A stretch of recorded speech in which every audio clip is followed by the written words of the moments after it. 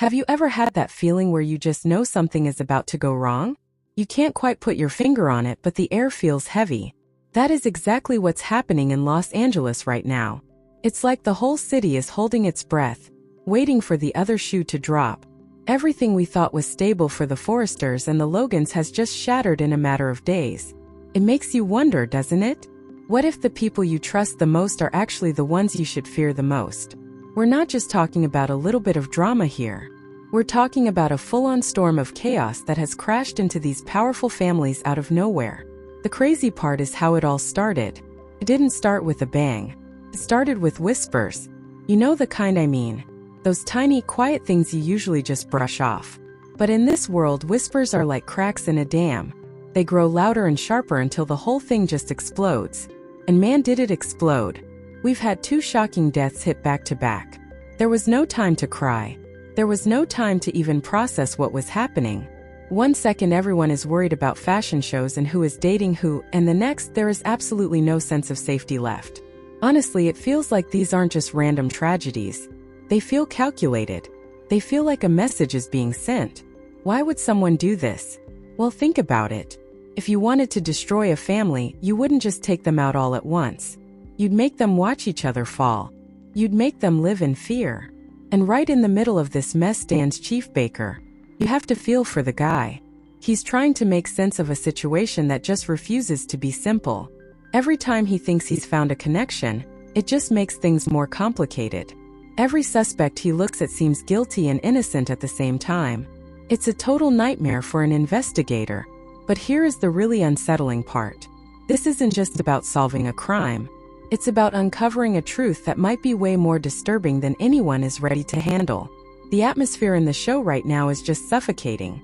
You can feel the dread creeping into every single conversation and every long silence. Then, without any warning, the first death hits. It was so sudden and so violent that it just jarred everyone's system. Imagine being in that world for a second. One minute you're living your normal life and the next everything just stops. That stop is what gets me. It's that moment of total shock where you realize the old rules don't apply anymore. People are scrambling for answers, and fear is spreading like wildfire. But it's not just the loss of life that's scary. It's the realization that this wasn't an accident. There was a purpose behind it. There was intention. That changes everything, doesn't it? It turns grief into pure, consuming fear. The funny thing is, the killer didn't even give them a chance to breathe. Before anyone could even wrap their heads around the first loss, the second death strike. This one felt even colder. It felt more calculated. It wasn't just a continuation of the first crime. It was a statement. It was like the killer was looking everyone in the eye and saying, "I'm not done yet." At that point, panic isn't just a reaction anymore. It's the new reality. Everyone is looking over their shoulder. Everyone is questioning their friends and family. And Chief Baker is just stuck there, trying to hold it all together while the whole situation spirals out of control. You can see the frustration on his face. You can feel the pressure. Nothing is straightforward. Every lead he follows just opens another door. And behind every door is a secret that's waiting to blow up. It's like all the old grudges and past betrayals are coming back to life. The past just refuses to stay buried. And now it's demanding to be noticed. The scariest part for me is that no one is clean. No one is completely innocent. Everyone in this circle has something they're hiding. So when the suspicion falls on Sheila Carter, can you really blame anyone? I mean, look at her history. It's full of manipulation and violence. Chaos is basically her signature. So when bodies start dropping, of course everyone looks at her first. Feels obvious. Maybe it's too obvious. That's where my head starts to spin. What if she's not the one this time? What if all the focus on Sheila is exactly what the real killer wants? Think about how chilling that is. Someone could be hiding in plain sight, watching everyone blame the wrong person while they plan their next move. It shifts the whole story. Suddenly, the person you're standing next to might be the monster. And then there's the whole mystery with Luna Nozawa. That adds such an eerie layer to everything. People are whispering that she might still be alive. In a world where death isn't always final, that creates so many crazy possibilities. If she is alive and she's just watching and waiting, then this isn't just about revenge. Something deeper. Something personal. You have to wonder what kind of pain drives a person to go that dark. What kind of betrayal makes someone want to dismantle an entire family piece by piece? As these questions keep piling up, the tension just keeps building. Then you have Remy Price entering the scene. He fits the mold of a suspect so well that it's hard to ignore him. But is he the mastermind, or is he just a pawn in a much bigger game? That uncertainty is exhausting. It's exhausting for the characters, and it's exhausting for us watching at home. But the person I really feel for is Finn. The guy is right in the middle of all this again. He's already been through so much with Sheila, and now he's being dragged right back into that darkness. The emotional toll has to be absolutely unbearable. Can you imagine the doubt? The constant fear? He doesn't know who he can trust anymore. That kind of stress is enough to break even the strongest person. And the Forrester family isn't doing any better. You can see the cracks showing everywhere. Trust is just eroding away. And once trust is gone, how do you ever fix it?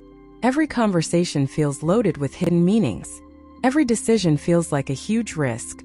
People who used to stand together are now on opposite sides of the room. They don't know where their loyalties should be. What I find really interesting is the psychology behind all of this. This isn't just a whodunit. It's a whydunit. Why would someone do this? Every suspect has a reason that actually makes sense in a twisted way. It's about pain. It's about jealousy. It's about revenge and desperation. All of those feelings are valid if you're pushed far enough. And just when you think the intensity can't get any higher, we hit that turning point. That one tiny clue that changes everything. It was subtle at first, easy to miss, but once it clicks, the whole picture shifts. Suddenly, you realize these deaths aren't just acts of violence. They are messages. They are symbolic. And that realization is terrifying. It means the killer isn't just targeting people. They're targeting the system. They're going after the relationships, the power, the very foundation of the Forrester world. This is strategic. This is personal. The impact of this is going to last way longer than the investigation. This kind of event doesn't just go away when the killer gets caught. It lingers, changes people forever. It reshapes relationships in ways that you just can't undo. When trust is broken at this level, it leaves scars that don't heal. Every character is under this massive emotional strain. Even after the truth comes out, that weight isn't going to lift. If anything, it might get heavier. They're going to have to live with the reality of what happened and what they thought about each other. The way this story is unfolding, with all the twists and misdirection, it just keeps everyone on edge. Every time you think you have it figured out, something else shifts. Another secret pops up. Another reason to question everything you thought you knew.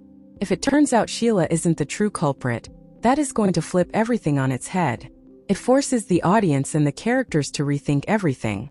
And when the focus shifts to someone unexpected, that's when it really hurts.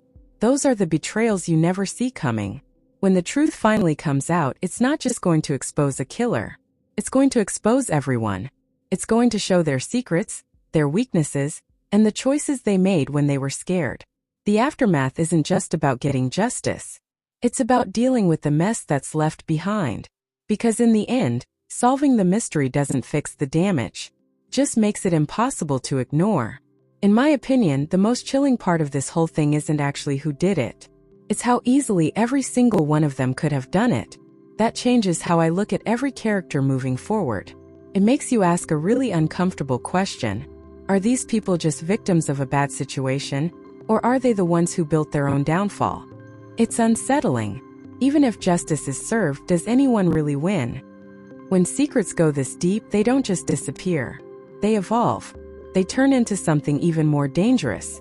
I honestly don't think this is over. Not even close. I have a feeling that someone connected to the truth is going to rise up next. And they won't be looking for justice. They'll be looking for control. If that happens, the next chapter isn't going to be about revenge. It's going to be about power. It's going to be about who is willing to cross that final line to keep it. So, I've got to ask you, what do you think? Do you really believe the mastermind has been revealed? Or is there someone still hiding in plain sight, just waiting for the perfect moment? If another twist is coming, who do you trust the least right now? Why does that gut feeling tell you something is still wrong? In a world like this, your instincts are everything. Ignoring them could be the biggest mistake you ever make. You'd better stay close because the next move might already be happening. You definitely don't want to miss the moment when everything changes again. This whole thing is a powder keg. Every choice these characters have made over the years has been leading to this moment. They've been building this labyrinth of lies, and now they're trapped in it with a killer. It makes you think about the nature of these families. For years, they've acted like they were untouchable. They've traded spouses, fought over companies, and buried their scandals like it was nothing. But now the bill is coming due. The system that the killer is targeting? That system is built on the idea that if you have enough money and a famous last name, the rules don't apply to you. But a bullet doesn't care about your bank account. A killer doesn't care about your fashion line. This is a great equalizer. It's stripping away the glamour and leaving them with nothing but their fear. That's why it feels so personal. Whoever is doing this wants them to feel small. They want them to feel as vulnerable as the people they've stepped on to get to the top. And what about Chief Baker? He's the guy who usually gets ignored until he's needed. Now he's the most important man in the room and nobody likes it. They're used to being able to charm or bribe their way out of trouble, but you can't charm your way out of a double murder investigation. Baker represents a reality they've tried to avoid for a long time. Every time he asks a question, he's poking a hole in their perfect lives. I love seeing the shift in power. For once, the Forresters and Logans aren't the ones in control. They are suspects. They are targets. And that is a very uncomfortable place for them to be. Then you look at someone like Finn. He's supposed to be the good one, the doctor, the husband, the guy who does the right thing. But look at what this is doing to him. He's being forced to look at his own mother, the woman who gave him life, and wonder if she's a monster. That kind of internal conflict doesn't just go away. Changes the way you look at the world. It makes you wonder if you have that same darkness inside you. I think we're going to see a side of Finn we've never seen before. He might have to get his hands dirty to protect the people he loves, and once you go down that path, there's no coming back. And Luna, if she really is out there, she's the ultimate wild card. Think about the psychological state of a person who lets everyone believe they are dead. That's a level of commitment that's terrifying. She's had the time to watch, to plan, and to wait for the perfect moment to strike. If she's the one, she's not just a killer. She's an architect of misery. She spent every second of her death building a cage for the people who hurt her. That's not just revenge.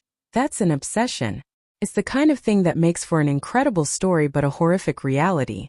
The symbolism of the deaths is another thing that really gets to me. If the killer is sending a message, what is that message?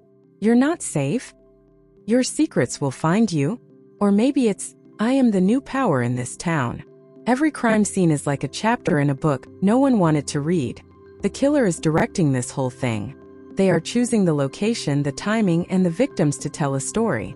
It's theatrical. It's grand. And it's completely unhinged.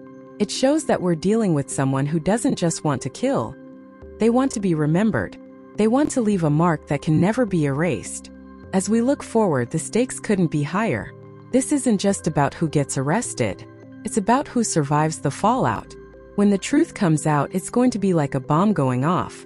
The pieces will never fit back together the same way. Families will be destroyed. Businesses will fall. And the people of Los Angeles will never look at the names Forrester or Logan the same way again. The illusion of perfection is gone. All that's left is the reality of what they've done to each other. It's a tragedy, a mystery, and a thriller all rolled into one. And the best part? We're just getting started. There are so many more layers to peel back. So many more lies to uncover. Make sure you're staying updated on every single detail.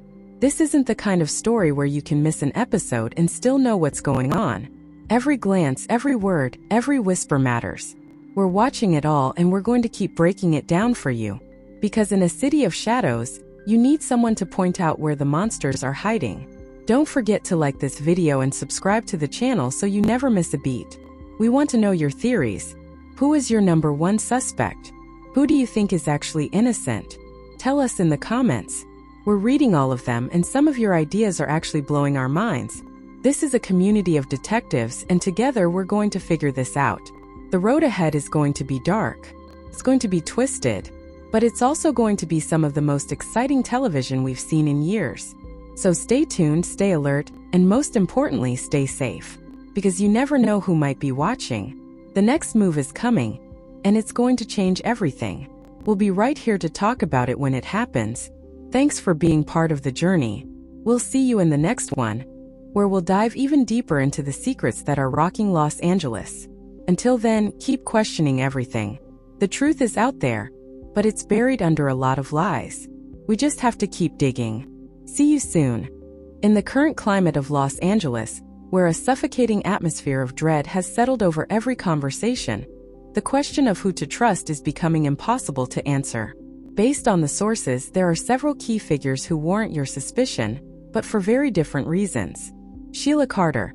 She is the most obvious person to distrust because of her history of chaos, manipulation, and violence. However, the sources suggest that trusting her the least might actually be a trap. If all eyes are on her, it allows the real killer to hide in plain sight. Luna Nozawa. There are eerie whispers that Luna might still be alive. If she is potentially the most dangerous person in the mix.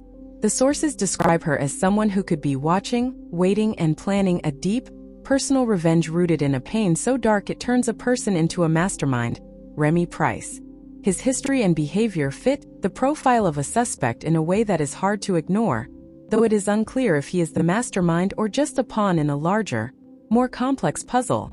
The First Family. Perhaps the most unsettling realization is that no one is clean, and no one is completely innocent.